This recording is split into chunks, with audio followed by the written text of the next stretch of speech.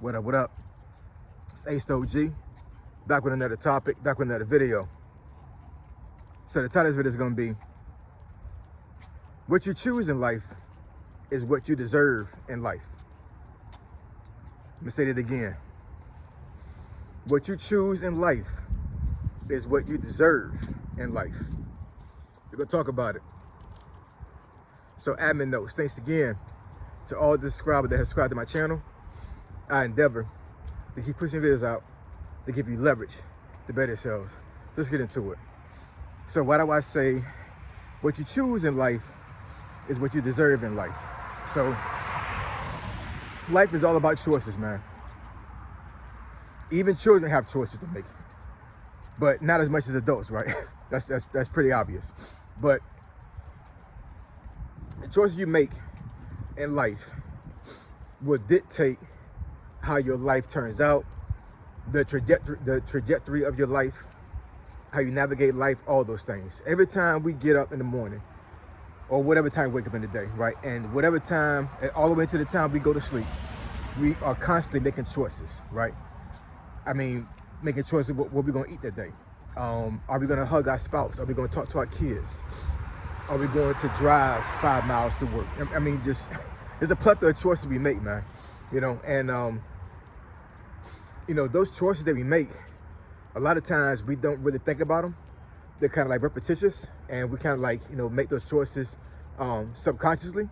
But then we also have a lot of choices we make that are intentional, because we're thinking about a bigger picture. We're thinking about like what the outcome is going to be, and we're hoping we're hoping for the most part we have a positive outcome. We make choices, but sometimes they're not like that, right? And we have to kind of like look past what we feel. Sometimes we make choices and sometimes make the logical decision, right? For ourselves and for our families. So a couple examples of that for myself. I always like to give myself as an example when it comes to these things, because anytime I come with these videos, man, a lot of times it's because of personal experience. And trust me, I have made a ton of bad choices in life. You know what I'm saying? A ton of bad choices. You know, choices that, you know, I really hate to, you know, just say that I will retract some of my choices, because, you know, the outcome is where I'm at right now, right? So a lot of the choices I made in life, pretty much all of them, has brought me to where I'm at right now. Now, my life could be better. I will say that, you know what I'm saying, because some choices I made early in life and even recently. But I don't dwell on the bad choices. I just learn from them. That's all we can do, man. We can't turn back the clock of time, man. We gotta just keep moving and keep pushing, right? We can't dwell on bad choices. So I said this in another video, but I'm gonna get this example one more time, because I always have to go back to my Army days, because more than half my adult life was spent in uniform, right? I've only been a civilian about 7 years now as an adult. So when my first son and my wife had first became sick, my wife wound up getting really sick with my son. My oldest son was born 3 months premature, and I had to get reassigned to another duty station because of their sickness, right? For lack of better words. And I had just made Sergeant E5, and it took me so long to make that rank that 6 months later I could have went back to the board. This is the Army, because I know a lot of folks, if you've been in the Army, you understand what I'm talking about, you know, the promotion board. So all I needed was 6 months time and grade to go back to the board and make E6. And one of the first sergeants that was in a unit in my battalion had came to me, and I think he was part of S1, the admin section of our battalion. And he pretty much came and he put me to the side one day. Had never talked to me before, had never seen me before. But he had saw my name, and he recognized that I was on the promotion list. Well, I actually was on a list as far as like being eligible to go to the board. And he was like, "Hey, so and so, you know, I see you. It took a while for you to make E5. Why don't you go out to the board and go ahead and knock this E6 out? You'll make two ranks in 1 year." And you know, my my dumb tail, I was so stressed out about my wife, my oldest son being so sick, that I was like, you know what? I'm just gonna sit on this rank for a little bit. You know, it took me a while to get it. I'm just gonna sit on it. Bad decision, because It took a long time for me to make E6 after that because, things had changed in the Army, policy had changed. How long you had to be in time of grade, time of service. A lot of things had changed within a few couple of years. And, had I took the opportunity to go to the board during that time and had pushed through the adversity, had pushed through the pain as far as like being nervous about my wife and my son and just take care of business, I would have came out a lot better. I would have got more pay, more rank, more responsibility. And, that's one of my, I don't want to say it's a regret because, like I said, whatever choice I made in life had brought me to this time right now, to this day, because I could have made that rank during that time and I could have got deployed in a different area and I got killed. I might not have been here right now, right? So, I don't really dwell or have many regrets when it comes to things like that. But going back in time, would I say I would have not went to the board? No, I went to that damn board because I needed that rank during that time. We needed the money, and I needed the responsibility because my career would have went a lot further had I done that, right? So if I be able to turn back the hands of time and actually go out to that board, I would have went to the board during that time. I ain't gonna front about that.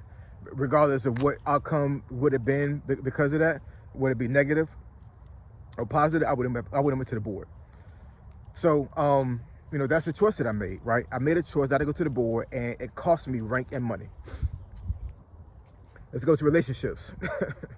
So if you are a woman right now and you are in a I wouldn't say a physically abusive relationship. I mean like a relationship where like you're treated bad verbally, you're not being taken care of, and you're just miserable, right? You just don't like being with this person. You deserve to be there because you choose to stay there. Bottom line. Now, if you are in a domestic violence situation, that's different because I do understand that, a lot of women are not going to have the courage to leave an abusive relationship like that because they're scared that the person might really hurt them if they leave. Also, I do understand about, I think it's called Stockholm Syndrome, where you sympathize with your abuser. So I totally get that too, you know what I'm saying? But your normal relationship, you know what I'm saying, as far as like, you're not necessarily in a really, really bad relationship, but you just don't feel like you're being taken care of like you need to be, right? And you're waiting for your girlfriend, your boyfriend, or your spouse to to change, and he's not changing. He's not doing what he needs to do. You deserve everything you get when it comes to that. You do. You know what I'm saying? That's just bottom line. You deserve it. As far as marriage, I mean, I don't believe in divorce at all. I just don't. You know what I'm saying? So y'all need to work that crap out.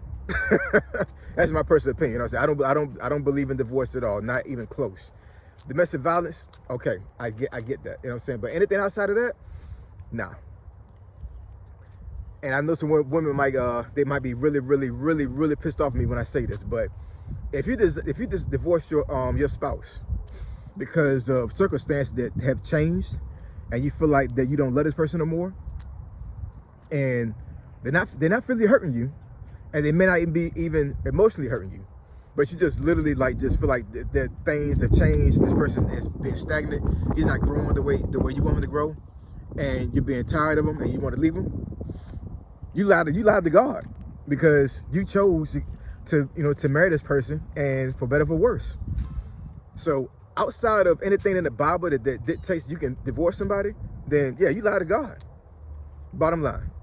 I don't care about your feelings. Marriage, a lot of times, is not about a feeling. It's about responsibility. Be mad at me all you want. I don't care. For real. You know what I'm saying? Guys understand this. Women, for some reason, don't understand this. So anyways, yeah, man. The choice you make in life will dictate... Hold on, y'all.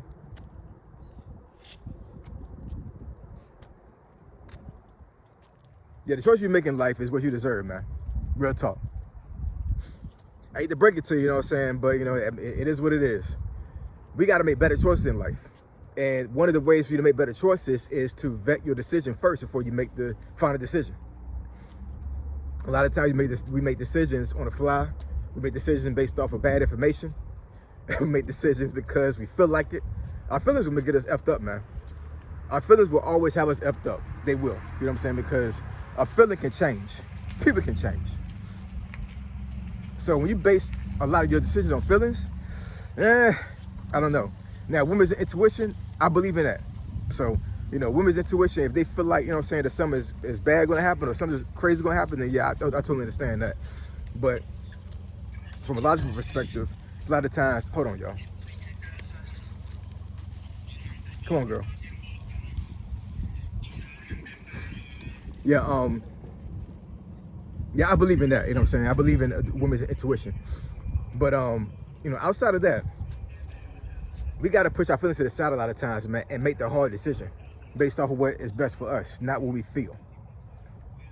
I'm just saying, that decision I made not to go to the board during that time, that was a feeling. That didn't make any sense, you know what I'm saying? It was a feeling. I felt like I couldn't study good enough because I had so many other things going on in my life. But the bottom line is I should have pushed through. For real, for real. If you're in a relationship that's bad right now, fix it. Figure out a way to get through, right? But it was your decision to stay there. So anyways, it's something, y'all. I'm about to get back inside. It's kind of cold out here, y'all. So I appreciate y'all. I love y'all. I'll catch y'all in the next video. Say so G, signing out. I'm gone.